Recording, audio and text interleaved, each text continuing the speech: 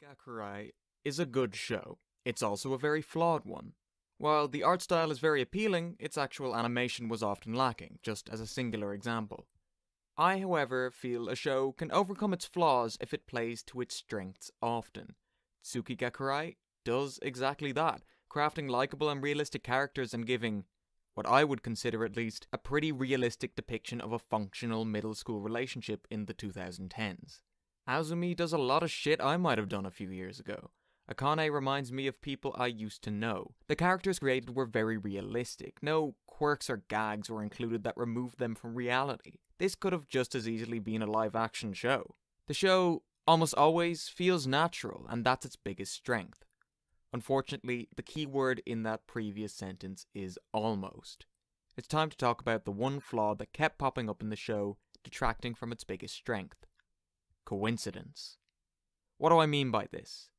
The problem the show has is that despite creating such realistic characters, it could not find a way to have them move the story forward by themselves, and as such, it was almost always pushed forward by coincidence. A really good story should be moved forward by its characters, not by external forces. In most cases. Akane and Azumi like each other too much for there to be consistent issues with their relationship, and as such, external factors cause those problems.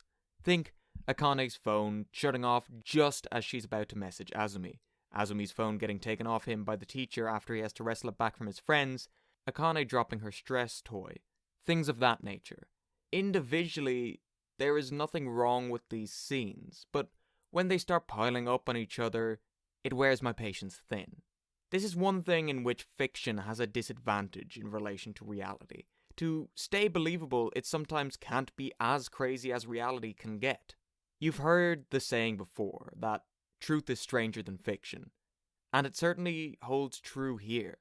I'm sure far more coincidental things have happened in order for actual middle school relationships to occur, but that doesn't mean I don't question it in fiction. The problem being that every coincidence after a certain point made me remember acutely that I was watching fiction, and in a show where believable character relationships are its strength, this is a major problem. I want to be consistently invested in Azumi and Akane's relationship, not questioning the absolute perfect timing with which things happen for the benefit of dramatic tension. Every time Hira and Akane are together, it seemed to be timed to perfection for maximum effect.